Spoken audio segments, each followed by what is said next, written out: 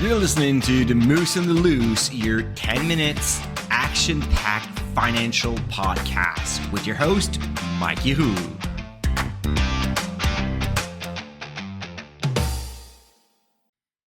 Hey, what's up, Market Moose? This is Mike from The Moose on the Loose. How are you doing on this Business Friday?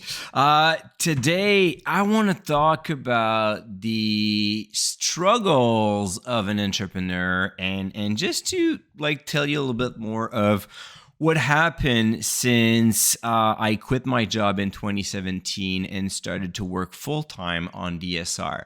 I have a feeling that sometimes we tend to be positive, entrepreneurs tend to be very positive persons. They always talk about growth. They're always about optimistic for the future. Because on the other side, if you're not optimistic, what's the point, right? So you better believe in what you do, right? But just want to show you what was that story so far. And I'm not done yet, obviously, but I thought of giving you a behind the scene look of what really happened of those years, because I can see 3 different seasons in the past 7 years. I'm actually finishing the second season, and this is what is making me think of what's happening. So between 2017 and 2021, let's be honest, it was survival mode. Not survival mode because I thought I was going to die right away, but the focus was on revenue growth. Nothing else mattered. I didn't count my hours. I didn't care about cash flow. I didn't care about debt. All I wanted to do is to grow the business, grow the membership base, and making sure that this business would become one day sustainable. So that lasted 4 years. And between 2017 and 2020, those were all the years where you grind, you work hard, but you don't, you get results, but you don't get that much result. It's like going to the gym. So of course, the first year you're just wow, I'm getting in shape. It's great.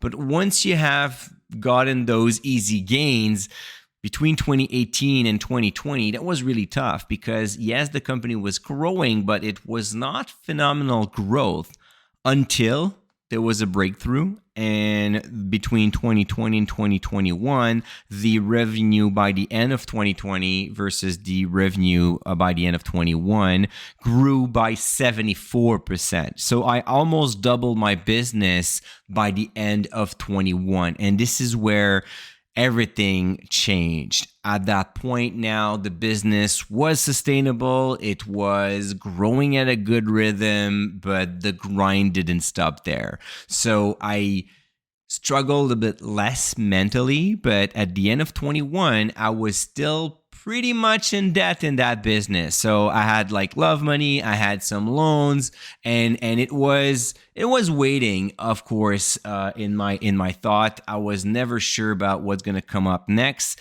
So long story short, you're never out of that struggle where you must grind. So between 21 and today, the next 3 years, I focused on cash flow.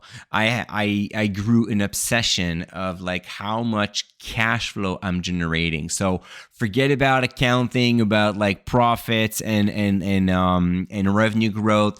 My focus was on how much free cash flow I was getting. And at first, it was not much. But all the cash flow was either reinvested in the business for improvements, which was a very smart idea. So never underestimate the power of making your product or your service better, improving constantly. It is super important, and I have one of the highest renewal rate among everybody I ask in the subscription business, and one reason is quite simple. My members are telling me that too when they renew. They keep on telling me, Mike, what I love the most about Dividend Stocks Rock is you keep improving the website every single year. You keep adding stuff that is valuable to us, tricks, tools. Last year, we added the stock comparison tool that has been an amazing way to quickly compare, mathematically, just look at metrics of multiple companies at the same time with the ability to load a complete industry to quickly eliminate stocks that you don't like because of that. So those are the kind of thing that we are doing at DSR. And the rest of the money, when I had a little bit more, was to pay down debt. You never know what's going to happen when you run a business, and a lot of people see that as a risk. I see that as a game. I see that as an adventure, but of course, I want to minimize those risks. And one way to minimize those risks is to make sure that you have plenty of cash flow and you have little financial obligations. So between 21 and 24, I focused on paying down every single debt that we had in the business. So I was just taking the money enough to live, of course, and I'm having a great life, so I'm not suffering or complaining about that. But any extra didn't go into my pocket or in my investment account. It went into improving the service or paying down the debt. And today, I'm only a few days away to be clear of debt in the business, not personally, definitely not. And that's probably like one of the next step that I need to focus on. And I told you that before. I didn't mind having debts. I didn't want to pay off my mortgage, but now I'm considering doing that in the next few years. Maybe in like 3-4 years, the full focus will be paying down my personal debt. But in the meantime, I was finally able to pay off the corporate debts. What's so important? Well, because then if there's any problem, if there's any downside, a recession, a struggle, I will be able to go through it because I will not have much financial obligations. Besides paying my employees and the regular stuff of the business, everything else will be good. So now I'm moving on to the third season. So the first season was really survival mode, focus on growth, but mostly revenue growth, getting more subscribers, and that's it. The second one was a focus on cash flow and paying down debt. And now we're reaping those rewards. So going into 25 next year, we're going to focus on growing even faster because we'll have more capital, and at the same time, we'll be a little bit more free in our action, which is going to be amazing. So the lessons I've learned so far from this was first, patience. Patience is key. You have to keep grinding even if you don't see the results. The second thing that I've learned is obviously with patience, you have to enjoy the ride, because if you don't enjoy the ride, well, it's going to be long, and it's probably why a lot of business owners eventually stop doing whatever they like their project, just because they thought they could get rich fast, or it would become easy rapidly, but it's never going to be easy, because the biggest struggle of an entrepreneur is it's never enough. Like, we go from one season to another, but really the thing is just like it's like hiking from one mountain to another. But once you're at the summit of a mountain, you realize that there's a bigger mountain just next to you. And the only thing that you want to do is to get on the track again and start hiking.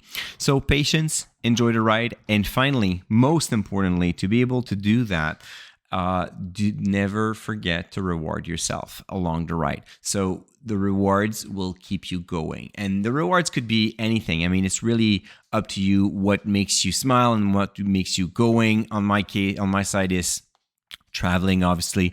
So starting in 2020, I had my first trip with my family in Vietnam, and then I hiked Kilimanjaro and went to Portugal, and just having like one trip a year is a big objective for me. It keeps me going. It makes me wake up in the morning earlier to grind a little bit more, just because I know I'm going to get those rewards. And I don't have to. Like, I could take it slower and not have those expensive travel, and that would be fine too. But for me, that was the solution I found to get me going, because it's all about being able to be patient, enjoy the ride, and keep going. And to keep going, I really believe that you must find some rewards.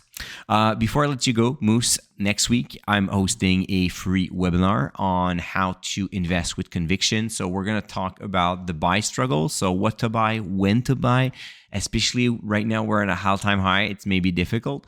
And on the sell side, we are also going to tackle this topic on how to sell your losers, how to sell your winners, or how much you should sell, when you should sell. Those are two major struggles for most investors. I'm going to answer them. The link to subscribe to the webinar. It's 100% free. The link is in the description of this podcast, and you can also go on moosemarkets.com/webinar, moosemarkets.com/webinar. The webinar is on Thursday, May 30th at 1 p.m. If you register, you will also have access to the free replay. If you don't register, well, you're not going to watch the free replay. So it's really important to go to moosemarkets.com/webinar to register there and get the replay. All right, Moose, have yourself a nice weekend. It's the first weekend of soccer for my son. I'm coaching his team, so it's going to be a lot of fun. Really looking forward to it. And we're going to talk again on Monday. Until then, don't forget to stay invested. Hey, welcome to the disclaimer. If you're listening to The Moose on the Loose, you cannot really expect me to give you buy or sell recommendation or financial advice, right? You're here for fun, you're here for information and some entertainment. But I am not your financial advisor, I am not your broker, so therefore I'm not liable if you're losing money after listening to the podcast. If you're looking for some advice, go see a professional. If not, you can enjoy the show and do your due diligence after it.